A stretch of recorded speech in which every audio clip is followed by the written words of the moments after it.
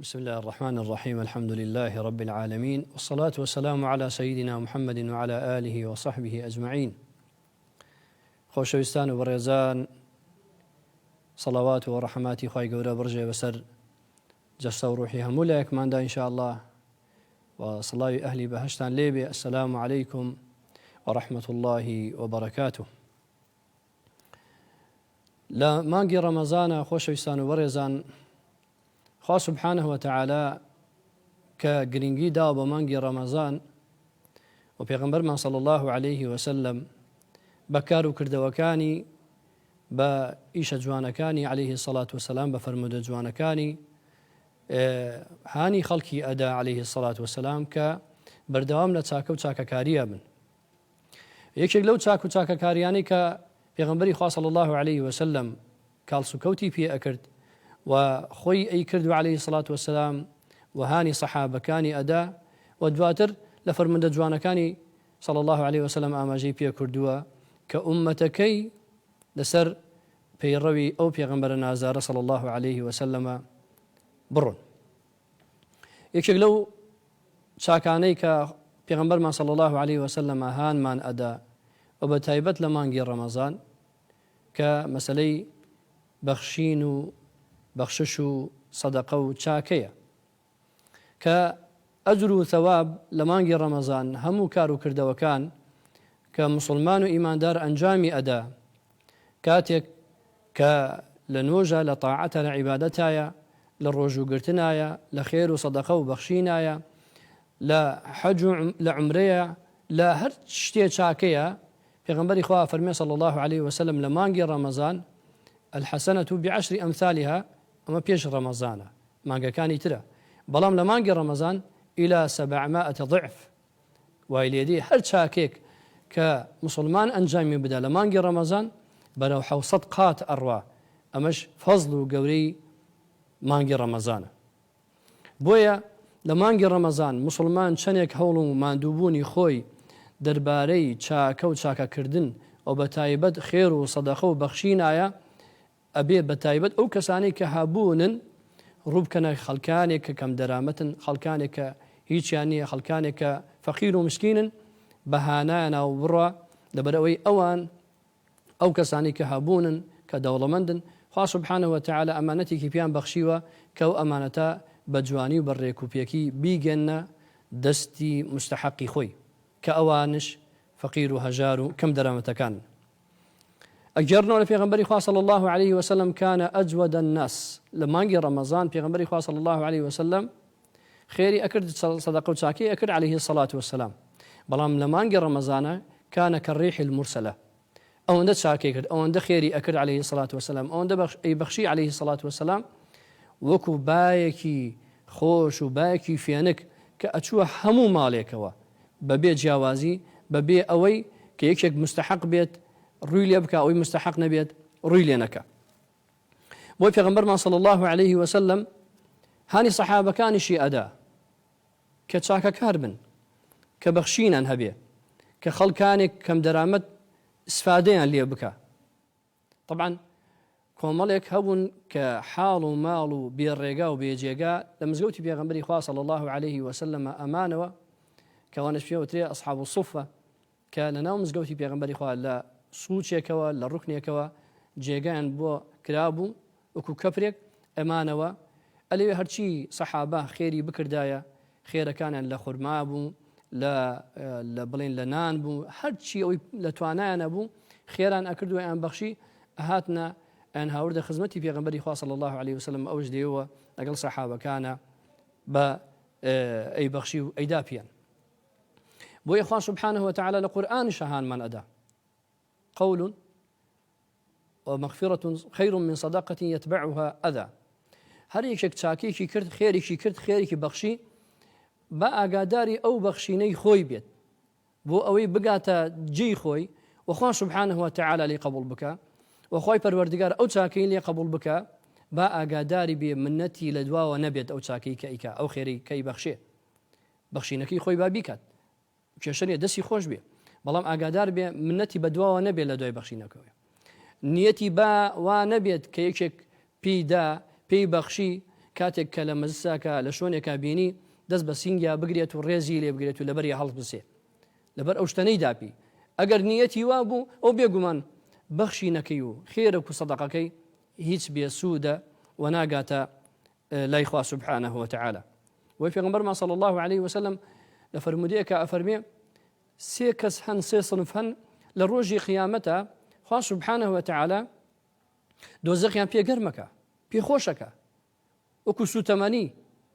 وەکو سوتەمەنی ئەمانە جەهەنەمیان پێخۆشەکەی خوای گەورە پەنامان بە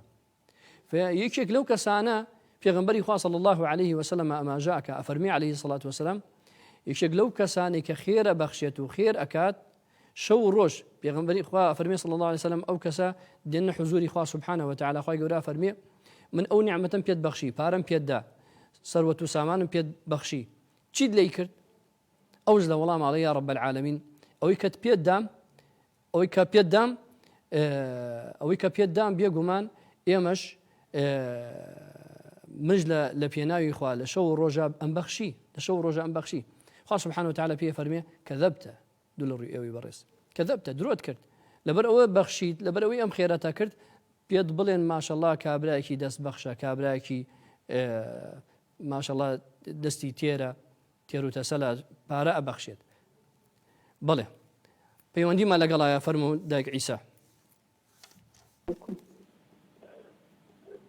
فەرموو بڵێ دایک عیسا لەگەڵتان بڵێ مانگی ڕەمەزانتان پیرۆزی لە هەموو لای ئینشاءالله لە هەموو لای خوای گەورە تاعات و عیبادەتمان لێ قبوڵ بکە وەڵڵی مامۆستا من بە تۆڵێم تۆش ئینشاءالله بە هەموو مامۆستایانی مزگەوت بڵێ مامۆستا خیانەت زۆر بووە خیانەت زەوجی زۆر بووە مامۆستا تخوا پەیام بڵاوکەنەوە بشکم خەڵک تۆبە بکە لەسەر قسەی ئێوە مامۆستا ئینشاءالله خوای گەورە پەنامان بێ بڵێ خوای گەورە لێتان ڕازی بێ یاخوا سەلامت بێڕەوی دەست خۆش بێڕەوی سەلام عەلەیکم عەلەیکم السلام ورحمة الله وبركاته بەڵێ دواتر کە ئەو کەسە لە ڕۆژی قیامەتە خوا سبحانه وتعالى کە ڕایگەرێ پێت و پێڵێ من پێتم دا چیت لێی کرد ئەوەش ئەڵێ یا رب العالمین خێر و سەدەقە و چاکەما کرد ئەم بەخشی لە پێناوی خوا شەو ڕۆژ شەوم دامە ڕۆژەوە ڕۆژم دامە دەمی شەوەوە خێر مەکرد خێر من بەخشی خوا سبحانه وتعالى فەرمێ کەذەبتە بەس لەبەرەوە بۆ خەڵک بڵێ ماشەڵڵا دەوڵەمەندە خێرەکە و ئەم سەدەقە و چاکەی واتە نیەتی بۆ خوانە بۆ سبحانه وتعالى خوای گەورە فەرمێ ئەمە بەرەو دۆزەخ بیبن بۆیە کە سەدەقە و چاکە خێرکردن بە تایبەت لە مانگی ڕەمەزان کە مسلمان ئەبێ ڕوو لە فەقیر و هەژار و کەم دەرامەت بکە کەمە وەزعێک و گوزەرانێک بەسەربانە هاتووە ئێستا کە زۆر خەڵکانی هەن زۆر محتاجن خەڵکانی کەم دەرامەتن خەڵکانێک کە هیچیان نییە خەڵکانێک کرێچین خەڵکانێک کە چاوڕێی ئەو کەسانەکەن بە ئەمانەت کە خوای گەورە ئەم پارەیە بڵێن ئەو دەوڵەمەندیە کە پێی بەخشیوە بە ئەمانەت لەلایەتی بیبەخشێت بیگەێنێتە دەستی مستحقی خۆی وی پێغەمبەرمان صلی الله عليه وسلم کە هانی سەحابەکانی ئەدا یەکێک لەو کەسانی کە پێغەمبەری خوا صلی الله عليه وسلم سەحابەیە کاتە خزمەتی وتی یا رسول الله خوای گەورە داوای قەرز لێ ئێمە ئەکات قەرز خوا سبحانه وتعالى محتاج بە کەس نییە خوای گەورە غنی عن العالمین بەڵام من ذا الذي يقرض الله قرضا حسنا خوای گەورە ئاەتی داگردە خوارەوە بە پێغەمبەری فەرموو صلی الله عليه وسلم لەنەو سەحابەکانە پێغەمبەری خوا صلی الله عليه وسلم خوێندیەوە فیەکێک لەو کەسانە ئەو سەحابەیە وتی یا رسول الله خوای گەورە داوای قەرز لێ ئێمە ئەکە فوە خوا سبحانه وتعالى ئەم ئاەتی داگردە خوارەوە سەحابەکانی هاندا بۆ ئەوەی چاکە بکەن و خێر بکەن فوتی یا رسول الله من بێستانێکی گەورەم هەیە بێستانێکی زۆر فراوان بێستانێک پڕی لە دار خورمایە کە ئەو کات هەر کەس ئەو کەسی کە دار خورمای هەبێ بێگومان خێر و سەدەقەی چاکەیە کرد لە پێناوی خوا بەڵێ فەرموو کاک گۆران فەرموو کاک گۆران عفەن ببورە شەرمین بەڵێ خۆشکە شەرمین فەرموو بەڵێ سەلامی مامۆستاجیان دوو پرسیارم هەیە بێ زەحمەت لە خزمەتتان فەرموو مامۆستا من پیاوەکەم لای منە نمشي پیاوەکەم لەگە پیاوەکەم یعنی بێگانەی هیچ خزم نین بەس ئەوە هەژدە ساڵ هاوسەرگیریمان کردو شکر خۆمان عیبمانێ بەس نمشي پیاوەکەمەوە 6 مانگ گەرزەڵدەلی داوە لەسەر جێگا کەوتووە لای منە من خزمەتێکم 2 کوڕی هەیە 2 بکوشی هەیە بەس لەسەر خۆت باویت وتت پیاوەکە چی نمشي پیاوەکەم جەڵدەلی داوە جەڵدەلیدا خۆشفای خێری بۆ بنێرە ڕەمی بڵێ سەلامەتی ئەو 6 مانگ جەڵدەلی داوە لای منە من خزمەتێکم مامۆستا گیان دەست خۆش بیا ڕەمی خۆی گەورم فەقط سەلامەتی مدا بۆ پەیوەندیم کرد معاشی ئەمسالانەی هەیە ئەوە خۆ دەزانی معاش ئەو نا زوو نایە وایە یان نا بەڵێ ئیتر لەسەر جێگا خۆتۆ لەڕووی شانش عیبم قسانەکەم دایبی پێواکەم و فۆندە ئەمانە و پارێ بەش پارەکەم بەشی مصروف و دایب حەبەکانی ناکە ئەو پارێ داروای ئەگەر بمێتیان ئەگەر من ماکسیان لە چێکی بۆ خۆم لێ بکەم ئەو پارەیە چی عەفوان ئەو پارەیە چی تێنەگەشتم ئەوز لەوەیان پارەکەی معاشەکەی خۆی پارەی معاشەکەی مێردەکەت بەڵێ پارەی نە مێردەکەم لەهینە خۆیەتی بەڵێ این خۆیەتی معاشە این چییە این ئەمسالانی کچێکێتی این ئەمفالانەی کچێکێتی بەڵێ کچی بڵێ مێردەکەت بڵێ نی مێردەکەم لا مامۆستاگەر مێردەکەم ماوە هین ئەو لەنەیە کە لایمانە خزمەتێکەی ئاکشتان لای خزمەتیەکەن ئەو لەنێ پیاوەکەم لای نانکی بڵێ نەنکی پیاوەکەم کوڕەکانی بەخوا لەخوا بەجاجە زۆر هەبووشن زۆر هین بەڵام قەت ئاوڕێ عنی لەم دایکیان نادەن و شتێکی ناکەن هەر خۆمان بۆ معاشیان بە پارەی خۆمان ئەڵێ مەگا ئەو معاشە بمێنێتەوە تۆ پرسیارەکەت ئەوەیە پرسیارەکەت ئەتوە لەو پارەی ئەگەر دەربکەیت و بیدەیتە عیلاج بۆ مێردەکەت مەبەستەوەیە بەس عیلاجین خۆت ئەگەر لەو پارەیە شتێ بۆ خۆم و بۆ مناڵی خۆم بکڕم مەسەفێکم گوناحبارە باش جواب تەدەم ئینشاءالله دەست خۆش بێ خۆش نامەدی یا ڕەبی کا گۆران فەرموو کا گۆران بەڵێ ئەلو بەڵێ ئالو ئەلو مامۆستایان چۆنی سەرچاوەکەم کاگەڵێکمە سەلام ڕڵەکەن بەڵێ مامۆستا من هینە کوڕێکم هەیە ئێسەوا تەمەنیان بە هەش بۆ 11 ساڵە ئیتر هینە تا ئێستا زەبانم منە نەکردووە بۆیان ئیتر لەبەرەوەی باری ئابووریم باش ئیتر وە کارەکەیەوە بوو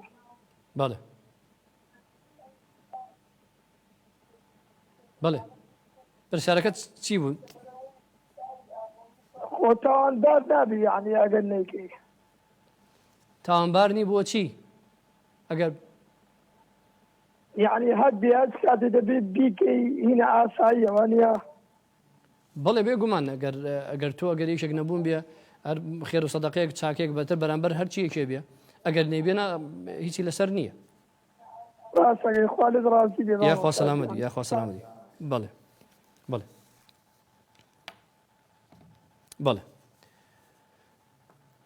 بەڵێ خوشکە نەسرین فەرموو بەڵێ بەڵێ الو نعم سلامتي خواستم يا ربي سلامتي يا خمام مساء الرحمن كنت هي لسان قلت قازان خوينا خوشك وزي عملت كتبه أتوقع لما ذكرت وسبت له ونخوم على ذلك أشياء في أشياء كركت كتكت قالي أي أبوري بلين ميردكي شوانا والله ميردكي كابل يعني جنزة بس معاش هي معاش مليونك أو دقل دار جاي بيتي اسأل على جسوس الخزانة معلومية بله أو دعاء إن شاء الله تعوري ولامبا أتوانى يعني بجميعي بله إن شاء الله دعاء ولام تدمو تعوري ولامبا إن شاء الله بس خوش السلام عليكم باش فبيغمبر صلى الله عليه وسلم كأو آتي بالصحابة كان خين دون أبو صحابة كان رضاي خواي جوريان ليبيا بخير وبخشيش بخشين أهاتنا أهات خدمتني بيغمبري خوا صلى الله عليه وسلم فهو بيشيل لك سنة أو خيري بخشي وتي يا رسول الله أو كأنبياء ثاني كهما من لبيناوي خواي جوراي بخشم لبيناوي خواي جوراي بخشم فبيغمبري خوا صلى الله عليه وسلم ليرى خالك جرينجي بومان روم كردوا أوش أوي فرموي خزمت كسكارد أواني كلا خوت واني يزقن خزمت بن أجر محتاج بن بوانا دابشي بكا بەوانە بیدە بەوانە بیبەخشە کەوان مستحق بن کێشە نیە دواتر ئەگەر کەس نەبوو ئەنج دوایی بیدە خەڵکانێکی ترە کە مستحق بن واتە پێغەمبەرمان صلی الله عليه وسلم کە ئەم ڕووداوە بۆمان ڕوو نەکاتەوە کە یەک خێر و سەدەقەکە خوا سبحانه وتعالى قبولەکە هەریکێ خێر بکە کە ئەنەما قەرزە داتە لای خوا سبحانه وتعالى خۆی گەورە پێشتی پێ نییە بەڵام هانمانەدا بۆی خێر و سەدەقە بکەین کە ئەو بەخشینەی کرد لای خوای گەورە سبحانه وتعالى ئەمێنێتەوە و زیادشیەکە لە ڕۆژی قیامەتە کە کاتێک ئەڕاتە حضوری خوا سبحانه وتعالى خێر و سەدەقەکە بە زیاتر و بە زۆرتر خوای گەورە پێی ئەبەخشێتەوە و لی خۆشە بێت وی کاتە بەهەشتەوە اینجا فەرمووی ئەمایان بناو ئەکرێتە بۆ بیدە خزمەکانت بەڵێ دایکی ڕاهێڵ بەڵێ مامۆستا فەرموو السلام عليكم. عليكم السلام ورحمة الله وبركاته. تاكي مامۆستا خواستم کە ڕەبی مامۆستا من مردوو ئەسوارم بەڵێ مردوو ئەسوارم بەڵێ يعني پارەم وەرنەگرتووە هیچ شتێک بەڵێ ئەوەی چی ناگرم بەڵێ دەست بەڵام ڕۆژێک من ئەمر خۆی وەسێت بووی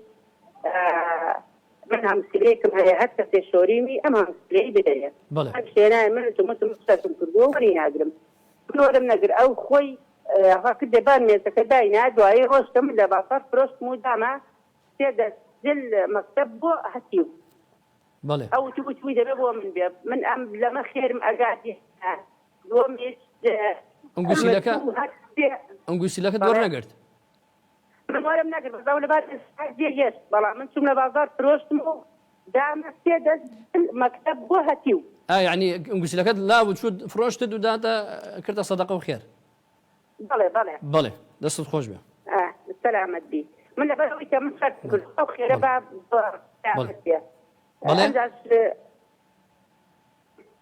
بەڵێ بەڵێ من سێ قسندا ئەخەم لەگەڵ یەک پەڕۆیەکە لەبێ پێوەی ئەتێتم و لە سکوناوتەوانەکە شتیم تەواوی تێک گەلێک کەسێ پێمە لە وڵات و کراس قیامەتی بۆ بکەوت و بەرماڵی بۆ دابنە و ئێمە مەستان شتانە پێویستەکە بۆ یعنی بۆ بنسەر مردووەکە بەڵێ بۆ مردوەکە خوی هەرچێ ڕاستەکەفندا ئەخەم پەڕۆی کچە بە قاچپڵێەوە ئاڵێن و لە سکوناوتەوان و تەواو من هەر ئەو نەمدیوە ئێستا هەیە ینی مەسەڵەن ساحێب مردۆکاڵێک ئەزانم کۆمەڵە شتیت پێڵە لێ وای لێکە وای بۆ بکە بەڵێ چاوەڕێی وەڵام بە چاوەڕێی وەڵام بە ئینشاءالله دەستێوەش خۆش بەڵێ دوا پەیوەندیە گەلاوێژ لە ڕانیەوە ئەلو الو باش ما خواستم کە ڕەبی راجي دريزي من يا سلامت بي يا ربي سلامت بن الخواب وفارق اخواه ربو ما بمين باش خواستم کە ڕەبی ما سامي تشارك معايا بەڵێ أواز 6 ساعة مزقوتك ما لكنها دەنگت بەس بەرزگە زەحمەت نەبێ جملە دەنگت نییە مزقوتك الجيرانة مزقوت بەڵێ زیرا مزگەوت أو 6 ساعة ناوي نا كبارك بكري نا قرآنك بخوندري نا قرآن بخوندري الله بالحياة قرآن بخوندري بالحياة الله يبعندك بالحياة جمعان الشام بعندنا ممنوع كرديا سو كبارنا كان قرآن ناخذ خلص الدويت يا خوش هذا كبار بكيو قرآن بخوندري باشە ئینشاءالله باشە چاوەڕێی وەڵام بە ئینشاءالله وەڵامی ئەو پرسیارانە دێنەوە دەستان خۆش بێ دایکی عیسا باسی ئەوەی کرد کە مەسەلەی خیانەتی زەوجی زۆر بووە بەڕاستی ئەمە کێشە و گرفتێکی گەورەیە یعنی ئەوە هەر کەسێک ئەم کارە بکە و بێگومان خوا سبحانه وتعالى سزای گەورەی ئەدا هەر کەسێک خۆی بپارێزێت و خوا سبحانه وتعالى ئەجر و ثوابەکەی زۆر گەورە ئەداتەوە پێ بەخشێک خێزانی هەیە و پێغەمبەر صلی الله عليه وسلم فەرموویە هەر کەسێ حتاکم ئەگەر نێزگی خێزانی بێتەوە کاتێکە لەگەڵیا بە حەڵالی بێتە لای پێغەمبەری خوا فەرموویە ثواب و ئەجری هەیە ئەنجا سەحابەکان پێش ئەوە فەرمی ئەگەر لەگەڵ یەکێکە بیکات بڵین ئافرەتێ بە زینا بێ خوای گەورە پەنامان بە فەرمووی علی سەحابەکان فەرمیان یا رسول الله ئەمە باشە ئەگەر بە لەگەڵ خێزانی خۆی فەرمووی ئەوە ئەجر و ثوابی هەیە فلەم کارە بەڕاستی زەرورە کە مامۆستاکان ئاماژی پێ بکەن ئینشاءالله و ئێمەش ئینشاءالله لەم بابەتە کەم تەرخەم نابین کە بۆ خەڵکی ڕوون بکەینەوە. خوشکە شیلان باسی ئەوەی کرد کە بڵێن مێردەکەی جەڵدەلی داوە و پارەی ئەو هین ئەمفالانە کە هین بڵێن دایکی مێردەکەیەتی کە لێ بەخشێت و عفۆن ینی بڵێن بەکاری دێنێ بۆچی بۆ کوڕەکەی بێ بۆ مێردەکەی بڵێن یان بۆ خۆیان بێ ئەگەر هیچ نییە معیلت نەبێ بەڵام بە ئیزنی ئەو ئەگەر ئیزنی لێ وەربگری بڵێ من ئەو پارەیە ئێمە کە هەمانە بەشمان ناکات بۆ کوڕەکەتەوە بۆ خۆمانشە ئەگەر بە ئیزنی ئەو بێ ئەبێت بەڵام ئیزنی نەبێت طبعا بێگومان باش نییە کە تەسەڕوفی تێوە بکە. باسی خوشکەنەسرین باسی ئەوەی کرد کە کچێکی هەیە ئەوێ خێری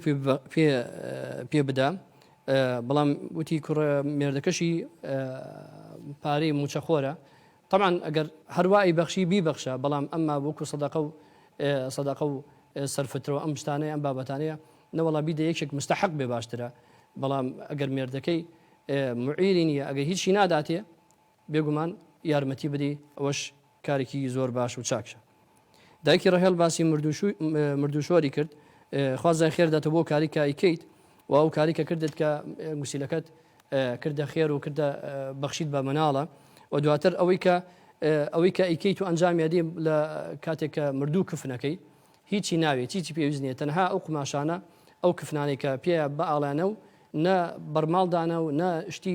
زیادە بکرێتە ژێر سەریەوە نازانچی ئەمانە هیچی دروست نییە و هیچی مەکە. پرسیاری ئەخیر باسی مەسەلەی قورئان خوێندنی کرد. طبعا ئەم قورئان خوێندن لە هەموو کاتێک و ساتێکە ئەجر و ثەوابی هەیە ئەتر ئایا لە مزگەوت بێ بەدەنگ بیان بە بێدەنگ بێ ئەوە ئەجر و ثەوابی خۆی هەیە بەڵام ئەگەر خەڵکانێک نەهێڵن ئەوە تێنەگەشتنە لە دینی ئیسلامە کە منعێکن بە هەر شێوازێ بێ ئەڵێن ئەمە نابێت و جایز نییە طبعا ئەوان لە دینە حاڵی نەبوونە لەبەری کات قورئان خوێندن لە هەموو کاتێک و ساتێکە ئەجر و ثەوابی خۆی هەیە خۆی گەورە توفیقی هەموو لە بدا ئینشاء الله. خۆشەویستان و بەڕێزان هاتینە کۆتایی بەرنامەکەمان خۆی گەورە سەدەقە و چاکە و بەخشینەکەمان لێ قبول بکە و خۆی گەورە تاعەت و عیبادەتمان لێ قبول بکە و داوا کارین خۆی گەورە کە ڕۆژۆکەمان لێ قبول بکە و خۆی گەورەم دین و ئیمانمان سەلامت بکە و شیفا بۆ نەخۆشەکانمان بنێرێ و ڕەحممان پێ بکە و ئەمن و ئاسایش لە وڵاتی ئێمەیە برقرار بکە. اللهم آمين والحمد لله رب العالمين والسلام عليكم ورحمة الله وبركاته.